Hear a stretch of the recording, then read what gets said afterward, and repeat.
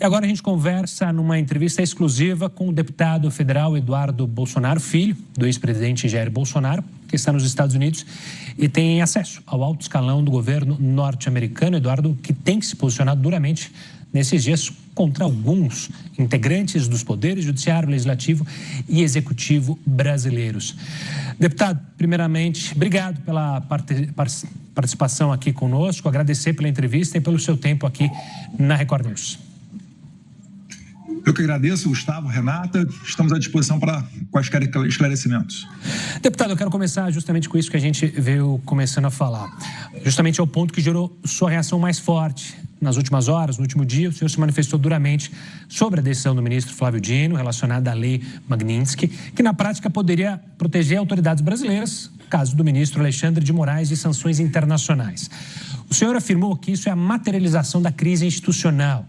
Mandou um recado ao mercado financeiro para escolher entre falir ou reconhecer a crise. Uma declaração muito forte.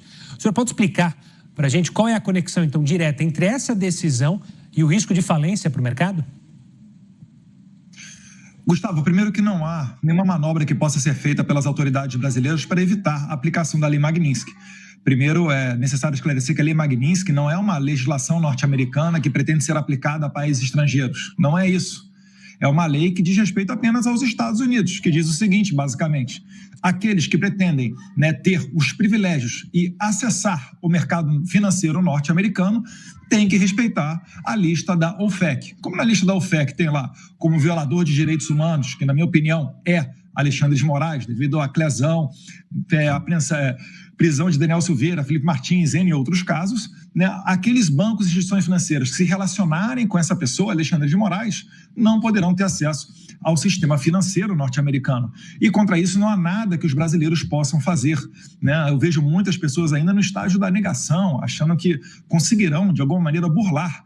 Mas imagine só, os Estados Unidos aplicam as sanções a vários outros países, autoridades de Cuba, do Irã, da Venezuela, e é óbvio que a sua aplicação, a sua efetividade, não fica à mercê desses países, pois se assim fosse, eles já teriam recusado as aplicações dessas sanções. E finalizando, como eu entendo que o governo Donald Trump não vai recuar ou mesmo se submeter gratuitamente aos caprichos de uma canetada de Flávio Dino, eles continuarão indo adiante com a sanção. Eu espero até uma resposta, talvez outras consequências vindo das autoridades americanas após esse desafio feito pelo Flávio Dino.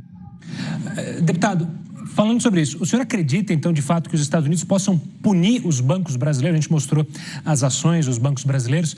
Inclusive, foi sobre isso a reunião que o senhor teve na semana passada com o secretário do Tesouro, Scott Bessent? Sim, o secretário do Tesouro nos recebeu, inclusive na mesma data em que o ministro da Economia Haddad pleiteou uma reunião com ele, foi descartado, e nessa oportunidade em que eu e o jornalista Paulo Figueiredo estivemos junto ao secretário Scott Bessent, nós levamos a ele o conhecimento de que não estava, ao menos o que era noticiado na imprensa com várias matérias, é que não estava sendo feita a aplicação correta da lei Magnitsky, pois não existem níveis ou graus de aplicação da lei.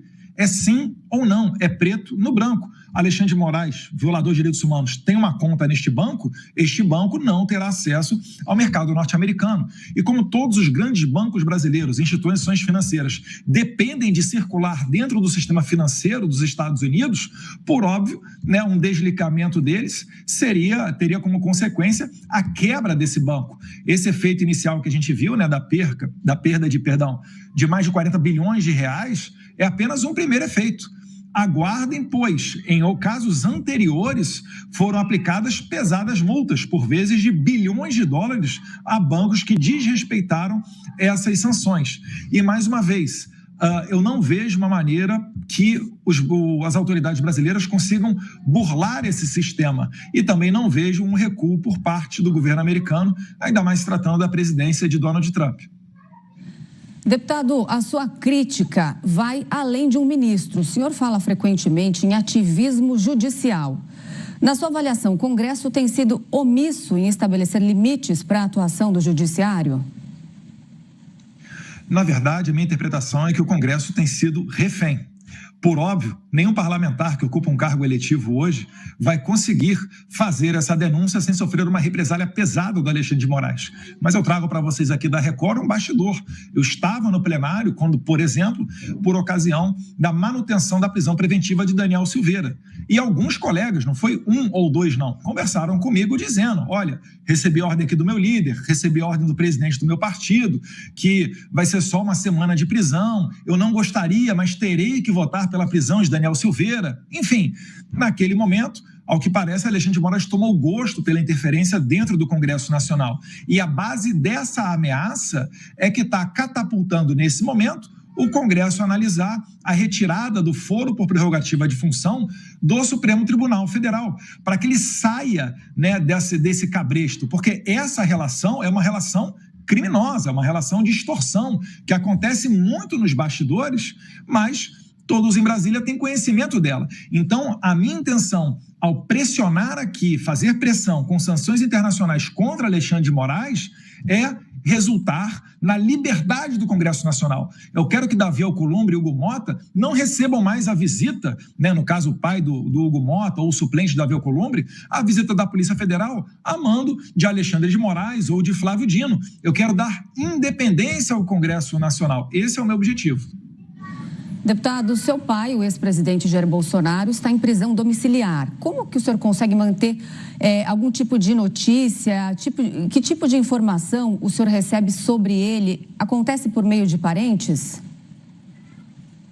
Eu só tenho recebido notícias dele basicamente através da imprensa, né? Fiquei sabendo que ele foi fazer alguns exames, se não me engano, sábado. E eu só pergunto o seguinte, aqueles que acham que a democracia pujante segue normal, por que um ex-presidente, primeiro, é julgado no STF? Lula e Temer foram julgados na primeira instância. E por que antes de qualquer condenação, ele não pode se expressar nas redes sociais, não pode falar com seu filho, não pode sair de casa, não tem seu passaporte, enfim, sendo que Jair Bolsonaro cumpriu com todas as ordens, ainda crendo ilegais, mas cumpriu com todas as ordens de Alexandre de Moraes. Então isso daí prova aquilo que nós sempre falamos, que o Brasil está vivendo uma ditadura, e isso tem impacto aqui no exterior. Você não encontra nenhuma imprensa, mesmo aquelas com viés mais à esquerda, fazendo uma defesa efusiva de Alexandre de Moraes. Pergunto a vocês, alguém do Congresso Nacional norte-americano faz uma defesa pública de Moraes? Não faz, porque é consenso aqui, determinadas matérias são consenso. Não tem como você defender uma pessoa que censura, que tira o X do Brasil, que congela as contas da Starlink, que manda senhorinhas para a cadeia como se fossem terroristas. O que nós estamos pleiteando aqui é apenas um resgate da normalidade institucional brasileira, tal qual o Trump falou, finalizando, na sua carta ao presidente Lula, e em seu primeiro parágrafo, ele trata lá a perseguição a Jair Bolsonaro, seus familiares e seus apoiadores. Minha esposa aqui em casa está com a conta bancária bloqueada. Qual é a ameaça que a minha esposa faz contra a democracia brasileira? É óbvio que nenhuma. Então essa narrativa está caindo por água, não há mais retorno. Alexandre de Moraes vai ter que conviver com essas sanções e Flávio Dino, ao que tudo indica, entra fortemente no radar, pois a lei Magnitsky é clara, dizendo que aqueles que apoiam, às vezes até moralmente, o sancionado, incorrem em sofrer as chamadas sanções secundárias, que basicamente é o encerramento de todas essas contas bancárias, é a popularmente conhecida pena de morte financeira, né? A sanção OFAC. Deputado, ainda falando do seu pai, pessoas que visitaram ele recentemente disseram que ele estava bastante abatido. O senhor se preocupa com o estado emocional do ex-presidente? Sim, eu até acredito que a intenção do Alexandre de Moraes é justamente essa, né? É tentar destruir fisicamente o Jair Bolsonaro. Todos sabem que ele não representa uma ameaça à democracia, passou 4 anos como chefe do Supremo das Forças Armadas, não tomou nenhuma atitude nesse sentido. Antes de deixar o poder, nomeou os chefes de forças indicados por Lula e, inclusive, nem a delação do Cid embasa algo dizendo que Bolsonaro tentaria dar um golpe. Ou mesmo, né, um dos generais que hoje está preso, estava irritado com Jair Bolsonaro porque ele não tomava nenhuma conduta mais agressiva, mais radical. Então, é óbvio, não houve nenhuma tentativa de golpe e o Jair Bolsonaro está sendo injustiçado. É claro que ele vai ficar triste, é claro que ele vai acabar tendo esse tipo de sentimento, mas eu acredito que, com fé em Deus, a gente vai atravessar esse momento e vai sair do outro lado ainda mais forte.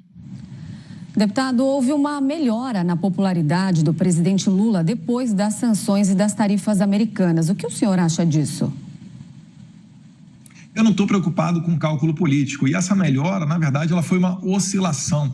Ele cresceu 3%, depois já retornou a cair. Não tem como você sustentar uma narrativa até a eleição do ano que vem. Mas, mais uma vez, né, eu não estou fazendo cálculo político. E eu acredito que a liberdade está, inclusive, acima da economia.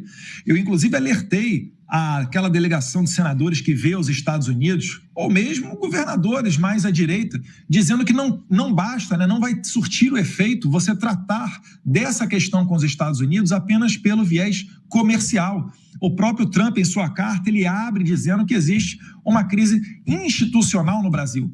E é por isso que o meu humilde conselho é que uma sinalização que colocaria o Brasil numa boa posição numa mesa de negociação com o governo Trump seria colocar em pauta a anistia para começar a sarar, né, essa ferida que está aberta no Brasil. E eu já me dispus, agora publicamente de novo, a colocar Davi Alcolumbre e Hugo Mota dentro da Casa Branca, para que possam retornar ao Brasil como os grandes aquelas pessoas que vão capitanear esse tratado de paz, uma redução ou, quem sabe, até extinção das tarifas. Eu não estou preocupado em ser o pai da criança. Eu quero é ver o problema resolvido.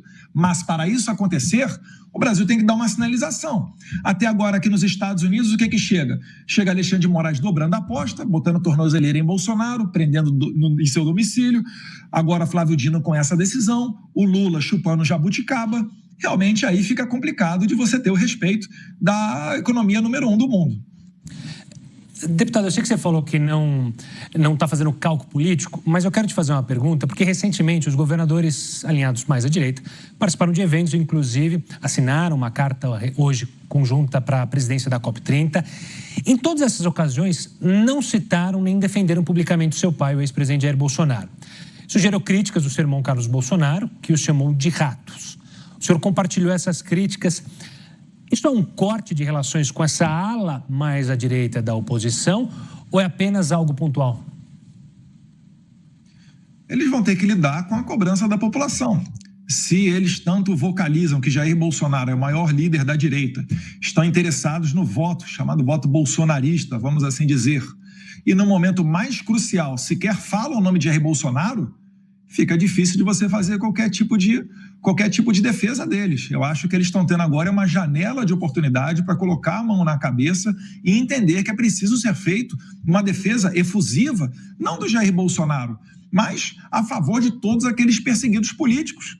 O que a gente quer no político é que ele leve adiante as bandeiras que você tem no coração. Não tem como você olhar, né, para pessoa que tem deficiência física, hoje está presa com risco de fuga, Clezão morto, Daniel Silveira atacado lá, Anderson Torres, General Braga Neto, Jair Bolsonaro, e você vai achar o quê? Que esses governadores, ainda que com rótulo de mais à direita, essas pessoas é que vão guiar o Brasil para um momento de prosperidade, enfrentando e batendo de frente com esse sistema? Obviamente, se antes de sentarem na cadeira presidencial já não fazem qualquer tipo de enfrentamento, não será depois de eleito que o farão. Então, eu achei até o Carlos Bolsonaro suave nas suas críticas, eu me contive um pouco, mas vai chegar um momento em que a cobrança vai vir. E pode ter certeza, né? O povo não vai poupar falas a essas pessoas que, num momento crucial, optaram pelo silêncio. De alguma maneira, te incomoda essa movimentação dos governadores, desses pré-candidatos às eleições de 2026? Não, eu acho que só vai mostrando para a população realmente o caráter de cada pessoa, né? Lamentavelmente, a todos aqueles que nesse momento também, né, se pretendem enfrentar o sistema, como Jair Bolsonaro ou como eu, vai ficar difícil de você, nesse momento, conseguir, né, se pleitear uma candidatura para o ano que vem. É óbvio que um Alexandre de Moraes forte, ele vai deixar todos nós inelegíveis. Mas eu te pergunto, vale a pena você ser presidente, ser deputado federal, ser senador, sendo que você não pode falar na plenitude tudo aquilo que seus representados te pedem? Se você não pode defender as bandeiras que eles te pedem? Eu prefiro 1000 vezes o exílio do que ser um deputado biônico ou um senador biônico do Alexandre de Moraes. E isso daí tem se comprovado, por exemplo, em números na rede social. Eu tenho, em média, cada 2, 3 dias, eu tenho angariado aí cerca de 100 mil seguidores novos no Instagram, nas outras redes assim também. Então, eu acho que a população me apoia. Quando eu tenho contato com algum brasileiro aqui em aeroporto ou quando encontro pela rua, alguns chegam até a chorar, né? Falando, pelo amor de Deus, a nossa última esperança são vocês. Se não vier nada daqui de fora, o Brasil vai virar Venezuela. E eu concordo com eles. A gente está vivendo um momento muito crucial. Mas, mais uma vez, eu tenho fé em Deus que dentro de pouco tempo a gente vai conseguir avançar nas pautas da liberdade no Brasil. Deputado, um aliado seu, o empresário Paulo Figueiredo, declarou que vai à Europa com o senhor para pedir que sejam aplicadas sanções contra Alexandre de Moraes, também em países e empresas de locais como Espanha, Bélgica e Itália. O senhor realmente pretende fazer esse movimento? Há uma agenda definida? Nós estamos elaborando essa agenda, né? Está na fase da cogitação, do planejamento, mas é muito provável que ela saia. Provavelmente em setembro, sim, né? Isso daí não vai ser algo inédito. Eu sempre cito o caso do juiz da Suprema Corte venezuelana, Michael Moreno, em que ele foi inicialmente sancionado pelos Estados Unidos e depois, na sequência, também por Canadá e Europa. A gente pretende fazer esse mesmo movimento para com Alexandre de Moraes, esclarecendo as autoridades europeias daquilo que ocorre no Brasil. Muitas das vezes eles não têm conhecimento, estão preocupados com outras pautas. Na União Europeia, notoriamente, a invasão da Rússia à Ucrânia. Então, isso tudo daí é necessário. E nós já temos apoio, né? Em 2024, quando eu fui ao Parlamento Europeu, acompanhado de outros deputados brasileiros, a gente já conseguiu construir uma rede de relacionamento. E agora, por exemplo, que foi impetrada uma resolução para sancionar Alexandre de Moraes no Parlamento Europeu, ela não veio apenas com uma assinatura, mas sim com 16 assinaturas ao lado da do eurodeputado polonês Dominik Tarczyński, que nos apoia nessa investida, junto com os colegas do Partido Vox da Espanha e também do Partido Chega de Portugal. Deputado, o senhor pretende ou se preocupa em fazer algum tipo de consulta à Interpol para evitar uma possível prisão na Europa, caso haja algum tipo de movimentação do ministro Alexandre de Moraes nessa direção? O Alexandre de Moraes ele já tentou no passado prender e extraditar brasileiros, né? O Alan dos Santos nos Estados Unidos, os brasileiros que hoje estão lá na Argentina e também até do Oswaldo Eustáquio na Espanha. Todas essas tentativas de extradição foram infrutíferas e creio que ficará mais difícil agora, depois dele receber o rótulo de violador de direitos humanos pelos Estados Unidos. Mas é claro, eu tenho que me precaver, porque eu já sei como é que o meu oponente se comporta. Eu sei que o Alexandre de Moraes, ele é uma pessoa visceral. O Alexandre de Moraes, ele é aquela pessoa que fez aquele sinal obsceno no jogo do Corinthians. Ele é aquilo dali. Ele não é um juiz da Suprema Corte, uma pessoa de notório saber jurídico. Ele é uma pessoa de caráter baixo. Então, tem que me preocupar, porque eu sei que ele pode perfeitamente apelar para tentar me encarcerar no exterior.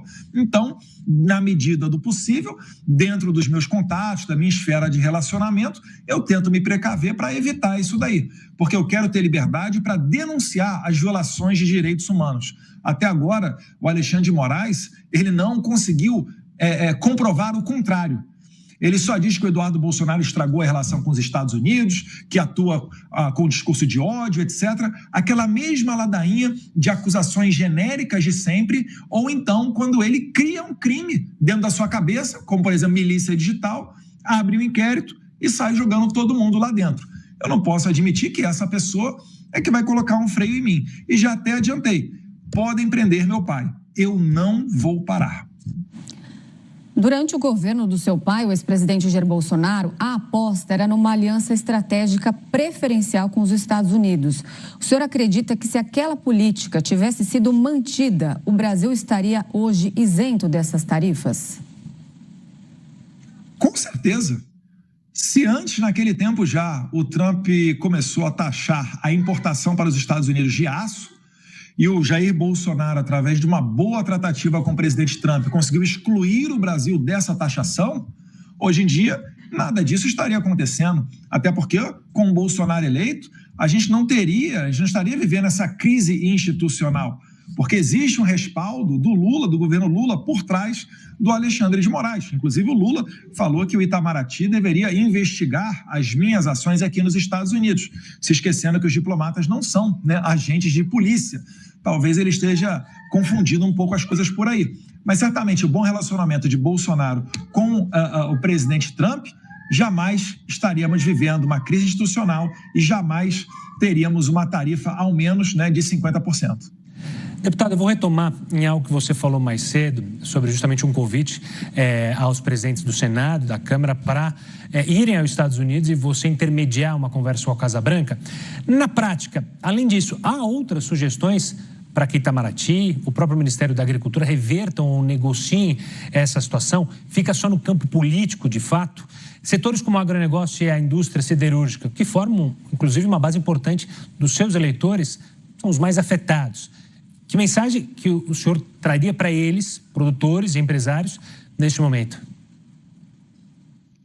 Batam na porta correta. A porta correta está no STF e nas presidências da Câmara e depois na presidência do Senado, né? Eu não tenho como levar uma mensagem pedindo ao presidente Trump para que ele recue nas suas ações. Ele não fez isso nem com Ali Khamenei do Irã. Ele bombardeou aquele país. Ele conseguiu ganhar um maior rigor no controle de fronteira por parte do Canadá. Vocês já vão lembrar do Trudeau, que foi até Mar-a-Lago mesmo antes da posse de Trump. Ele conseguiu fazer com que o México fizesse a maior apreensão de fentanil da sua história, após, né, pressionar o México através de tarifas. Então, o Trump, ele ganha todas as disputas que ele entra.